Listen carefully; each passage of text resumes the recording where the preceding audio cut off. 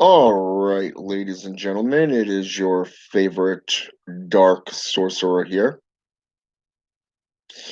And today I'd like to kind of give you a heads up on some practices and some rituals that I've been doing, but also kind of let you know that I've got a few videos planned, coming up starting next week.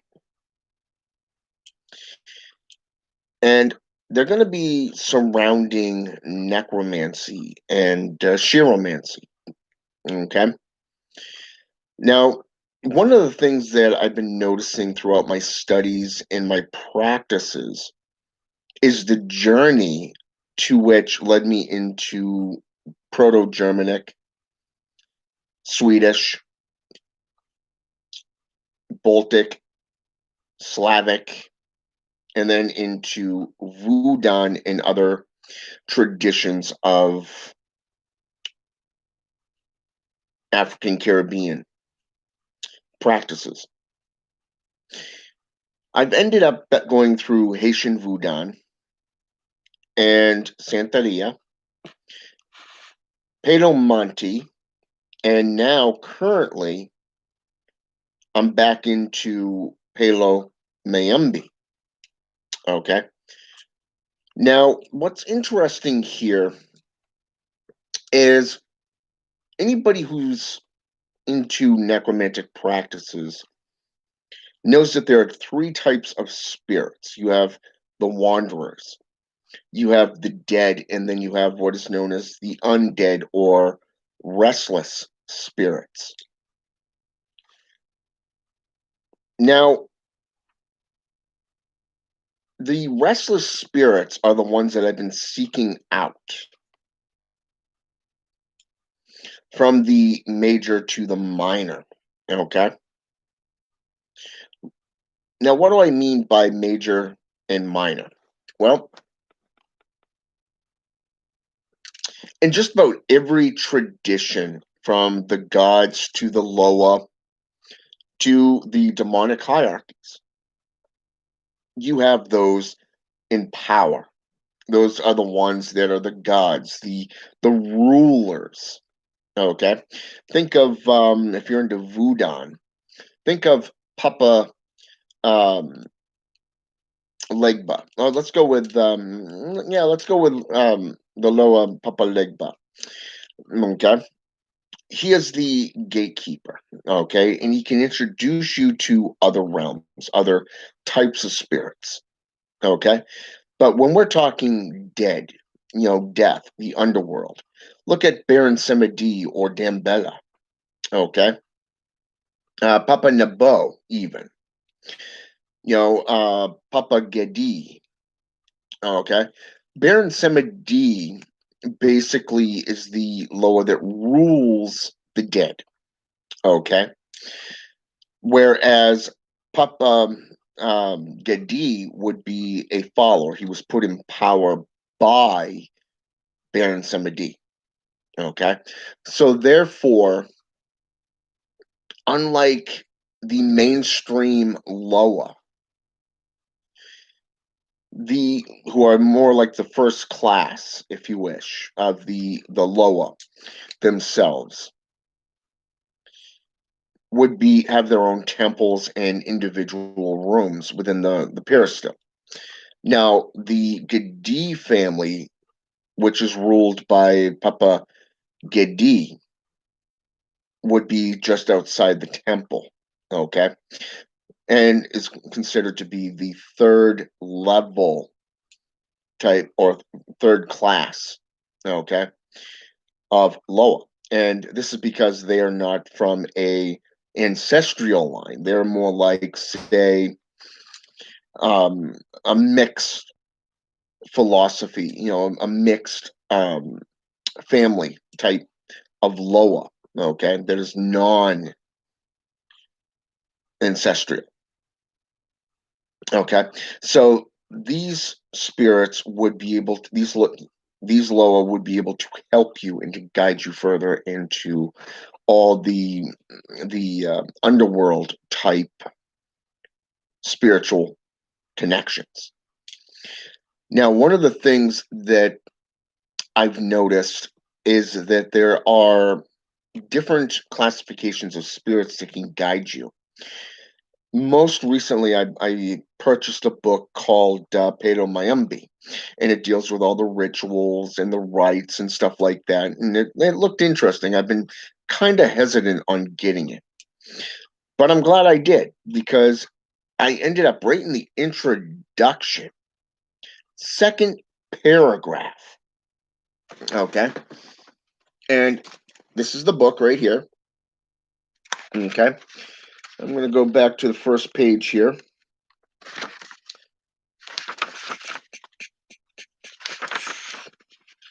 which is page 5. And technically, it's not second paragraph, but it's like one giant paragraph.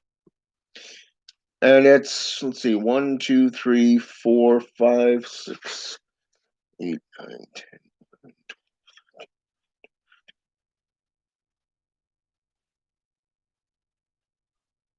Okay.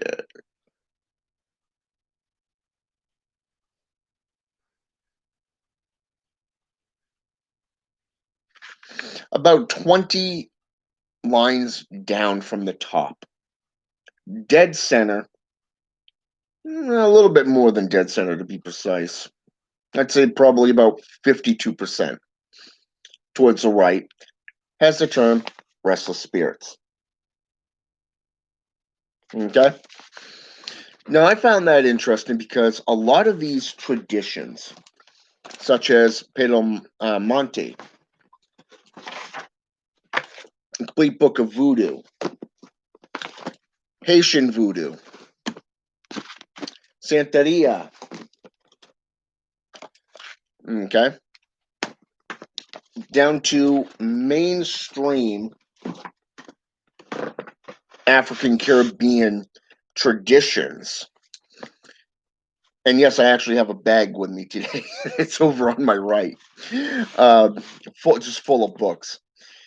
And it's funny because of the fact I love reading and I love getting into this stuff. But it's more than that. It's I get excited when I read and study and practice and stuff. But I found it interesting that every single one of these authors, all these traditions, from Kimbiza to Palo Monte, which are considered to be very spiritual in nature. You have Palo Mayumbi, which is considered to be baneful magic, pure black magic. Okay. And then you have Santeria, which can go either way, either white magic or black magic, coming down if it's a Polero or if it's a Mayambera. Okay. It's kind of like going into voodoo and you see the Bokor versus the Hangan or the Membo. If you go into the Dominican Republic, you got the Papa and Mama. Okay. So, I mean, likewise, you're seeing the spiritual connection here within Chiromancy. Okay. I've spoken on this before in videos dealing with the history of necromancy. I believe I did like 3 or 4 videos on it. And what's funny is that you see 2 classifications here. Number 1, you see the conjuration of spirits. Okay. This is where you invoke or evoke a spirit through ritual summoning or even ceremonial summonings. And then you have what is known as reanimation, where you guide a spirit back to their body or a different body for the same purpose of divination, finding, past, present, and future things, answering questions through divinity. Reanimation is more like think of the ghoul, the vampire, lycanthrope, zombie, the golem. Okay, same exact thing, even. And a lot of these traditions of old school magic going back to the 16th century and beyond, depending if we're going into the Congo region of Africa or we're going into the Dominican Republic, the Haiti, Jamaica, Cuba, South America, Central America, and North America, or hell, even Russia. Okay. And that's right, Russia practitioners do practice voodoo. Okay. Trust me, nobody was more surprised than myself. I did not see that one coming, but that's actually how I ended up back into voodoo practices. And so, especially the Haitian voodoo. So, it's very interesting to see the different takes, not only on the spirits themselves. We know that Anubis is viewed as of the protector of the grave. He is the embalmer. He is the guardian of the cemetery, depending if we're talking first, second, or third dynasty of Egyptian folklore.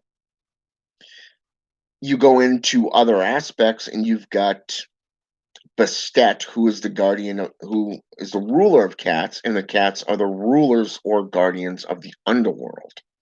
Much like Cerberus in Greek, the three-headed dog, which is the protector of the unholy relics. Baphomet in demonolatry is the guardian and protector of the underworld, you know? And then you got Hecate in Greek, which goes all the daughter of two titans who served and submitted herself to Zeus. Okay. And Zeus really, Hecate really is the guardian of, she's more like depicted, I should say, as the goddess of justice, ghosts, the underworld, and most importantly, necromancy. Okay. So right here you're seeing she's the goddess of ghosts, the apparitions. But she's also the goddess of necromancy. You have Circe, who went toe to toe with Athena, who became a witch. She's known as the mystic, the sorcerer, the sorceress. You've got necromancers making themselves into immortals by removing the soul, the heart. Russian folklore has a few of these. No matter where you go throughout history, throughout the regions of the world, you're seeing and viewing blood sorcery. You're viewing the conjurations of these spirits, the offerings and the sacrifices being made. I mean, the ancient Gaelics, the Druids, they had blood sacrifices and rituals. The virgin cults of ancient Greek. You have the cult of Anubis in Egyptian. You have the Aztecs who performed human sacrifices and animal sacrifices just to commune and become acquainted with these death essences, to be able to work with spirits, to work with these gods and all these different types of beings. The Haitian Voodoo has the zombie mythology, European vampiric lore, Italian and Romanian even. You have the lycanthrope and the vampiric, but most importantly, throughout the Middle Eastern traditions, you have the jinn, you have the ghoul. Get up even further into Proto-European, going into Icelandic or say for an example, Scottish, and you have the Elven, you have the Sith or the Sadi, as they're referred to, depending on which tradition you're looking into. You have the Wraith, the Reaver. Okay, these were all beings and agents of death, spirits that you can call upon through necromantic rites and rituals. And just to see the route that my own practice and my own study has been taking me, you know, it's interesting to see how the Polero or the Mayamberos, okay, is viewed as the keeper of occult knowledge and wisdom, much like the Wiccans and pagans of European traditions. The sorcerers, the witches, warlocks, the Hexa, the Eshi, the Strega even. They're considered to be keepers of wisdom and knowledge, much like the old Magi and the sages. And it's very, very interesting to see how they utilized astronomy. They utilized alchemy, herbalism even, to bring about a lot of the practices that we see today. I was doing research into the Mancies. Okay, the Munich manuscript only speaks to seven of the Mancies, the seven forbidden arts, and these were categorized by the church. Okay, going as far back as 550 BC. Okay. Now, what's interesting to see is that there's actually 36 different types of Mancy that you can practice that deals with chiromancy, fortune telling, divination, even. And it deals with a wide range of things. So that's pretty cool. It really is. But when you get into this, it's not something that you want to toy with. It's not something that you want to, how should I say this? You don't want to really think of it as a game or just simply research. You really want to delve into it. You want to find you want to get the rituals laid out, and you want to start practicing them on a personal level. You take the book of Demigorgon for an example. The spiritual applications of the rituals just in there, not just which are very similar to those in Quimbanda, for an example. Something that's very, very interesting there is that these are solitary practices, unlike the herd conformity of, say, for example, the church, the JCI, the Judo Christian institutions. Okay. Now this is something that a lot of people don't realize is that they say that Satan and Lucifer are evil because they're liberators. But yet you go back into the Bible, going all the way back to the Vulgate Bible, you have at least 20 different passages between the Old Testament and the New Testament that deals with human sacrificing, animal sacrificing, blood sorcery, even. Okay? That brings about chiromantic and necromantic benefits. Okay? And yet the devil's the one that's evil, right? Shocker. Yeah. So when we get into this, you're going to be seeing how this stuff is laid out. But more so, you're going to see and learn some things that you probably didn't know. And take it from me, I didn't know half this stuff. I didn't even realize that the medical community, okay, as I said in the past video, has been practicing necromancy from reanimation of a vessel, a corpse, a cadaver, the lick or glitch, depending if it's Russian or German translation into what is known as a cadaver. Goes back as far as the 16th century. I kid you not, the 16th century.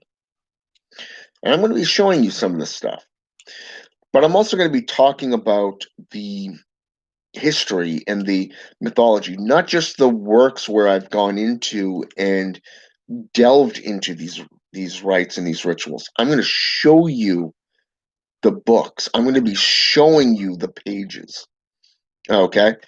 And I'm going to be walking you through some of this stuff.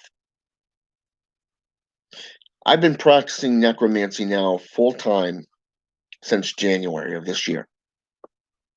I've been reading and studying the books for almost 2 years now. Okay? As of January of next year, it'll be exactly 2 years. 2 years. I started out with Sumnus Dreadwood's books, and I've expanded throughout all these different traditions, even through my satanic practices. And I'm going to be showing you some of this stuff. But I'm also going to allow you to go out and do those rituals and those rites and that research for yourself. Because I'd rather have you do the work yourself so you learn for yourself. And trust me, that's something to be prideful for. Okay? That's something to take stock and to take pride in, because you're going to be the ones going out and getting these materials and going in full out detail. If this is the path or root working that fits you. Okay? Now, as I said in the past video, Haitian voodoo really speaks to me. Palo Mayumbi, I really like that. Palo Monte, okay, really does speak to me, and I'm actually getting into that.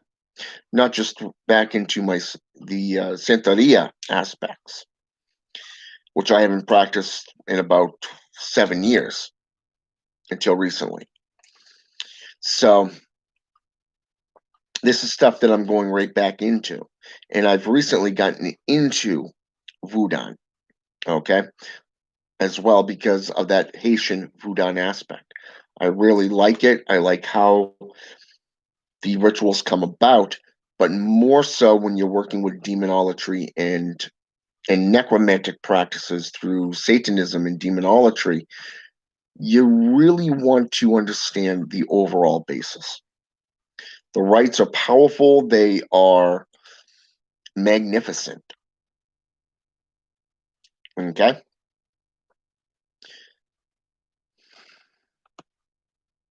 Well, you're welcome, Shelly333.